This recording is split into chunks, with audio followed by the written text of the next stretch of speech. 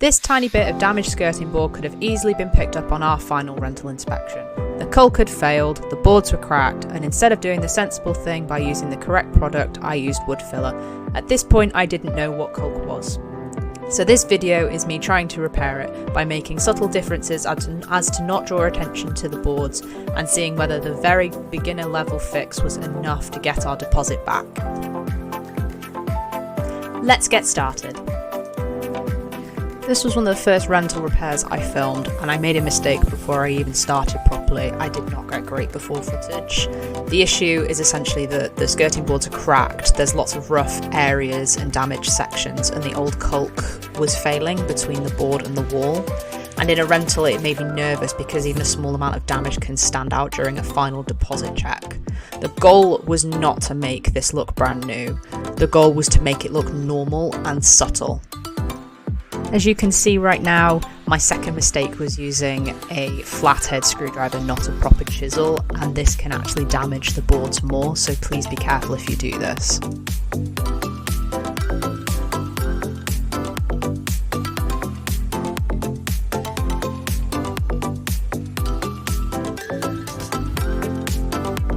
My plan was simple. First, remove the worst of the old failed caulk and loose material. Then fill the cracks and damaged sections with wood filler. After that, sanding everything back so it blended into the shape of the skirting board and mask around the area to repaint. At the time this felt like a very sensible plan, but looking back I was only half right.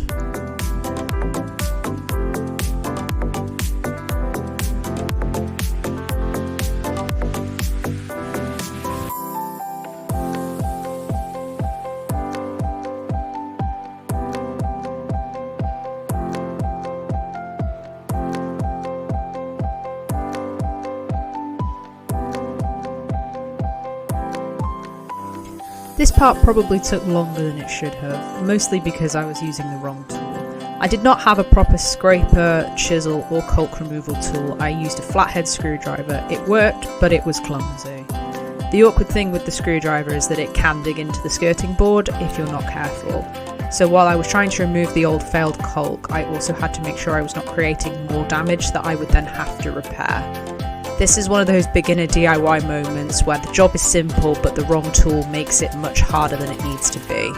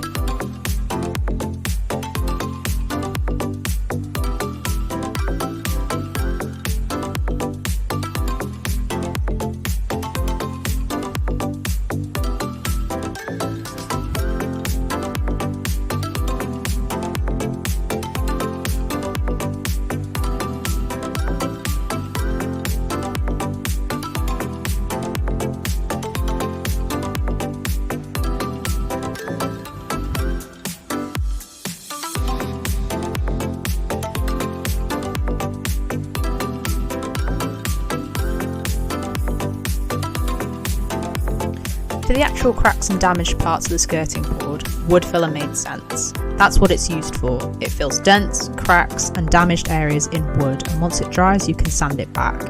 I tried to slightly overfill the damaged areas so I had enough material to sand back and smooth afterwards, but not so much that I created a huge lump that I would then have to chisel back out.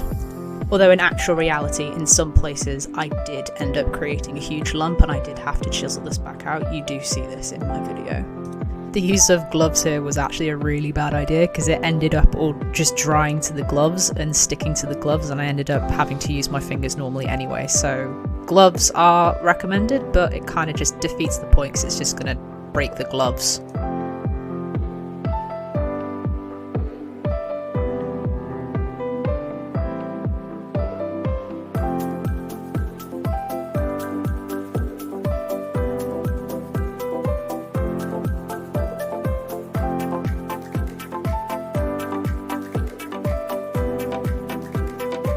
Yeah, so at the time I didn't really understand the difference between caulk and wood filler. I thought if there was a gap, you filled the gap.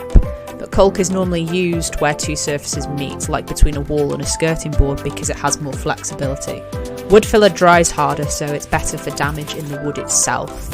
So if I was doing this again, I would use wood filler for the cracks and dents, like in the corners of the skirting boards, and then use the caulk for the line between the wall and the skirting board.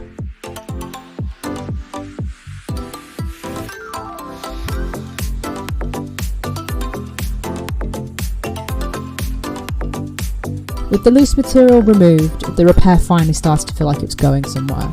I slightly overfilled some of the damaged areas because I knew I was going to be sanding it back later. The balance here is awkward. If you don't use enough, the damage still shows, but if you use too much, you've created a lump which would take longer to sand back and may require some chiselling.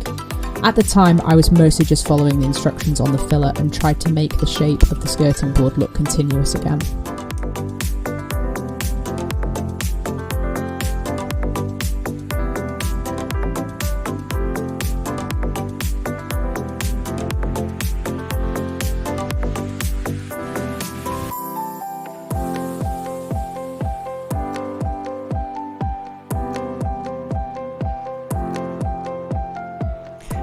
Once the filler had dried, I sanded everything back. This is the part where the repair either starts to disappear or it becomes really obvious. If the filler sits too proud, it catches the light. If you sand too much away, the damage starts showing again. So I kept checking on it from different angles because close up you can obsess over every tiny mark, but from normal standing height, a lot of it disappears.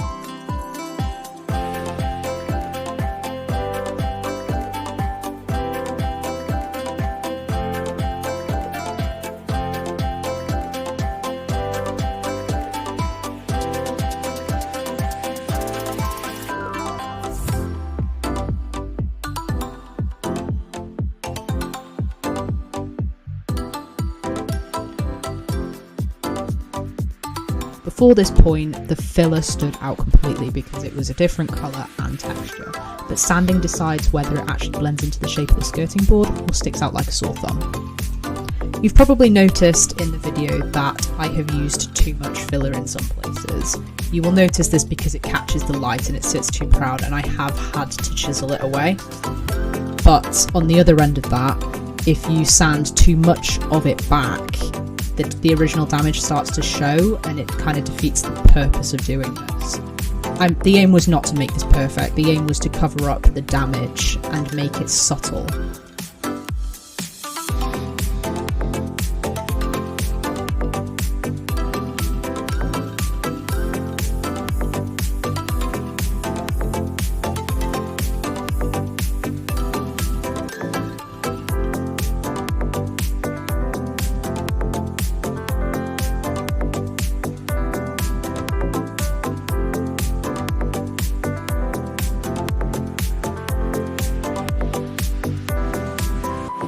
The actual repair was very cheap. The main things I used were wood filler, sandpaper and masking tape. The bigger thing at risk was my deposit. Even if this only reduced the chance of a small deduction, it was worth doing because the materials costs were very little compared to the money we could have lost. We also made sure to take before and after shots of the repairs just in case anything was questioned. That way, if someone noticed the area, we could show that we had repaired the existing damage rather than caused it. So our deposit was £1,500 and the cost of the wood filler and the sandpaper was around about £10. So all in all, I think it definitely was worth doing. Difficulty wise, I would definitely say this was easy, but easy does not mean impossible to mess up. I did this without the proper tools, without much prior knowledge, and mostly following the instructions on the wood filler, so it is largely beginner friendly. But the details matter. If you rush the scraping, overfill anything, sand badly, or paint messily, the repair can become more obvious than the original damage. The main thing I learned is that wood filler and caulk are not the same thing. Wood filler is for damage in the wood, caulk is for the flexible join between surfaces like the wall and the skirting board. So did it work? Yes. Would I do it exactly the same way again? No. But it was subtle, and it improved the damage and we got our deposit back. And finally, the reveal. It is not meant to be dramatic. This is not the kind of reveal where the room looks completely different. The best result here is that you barely noticed anything has changed. Before, the skirting boards look cracked, roughed and damaged. After, they looked cleaner, smoother and less noticeable. It was not perfect, and I would use caulk if I did it again, but it was subtle enough that it no longer drew the attention of the viewers. Don't forget to like and subscribe or follow for more.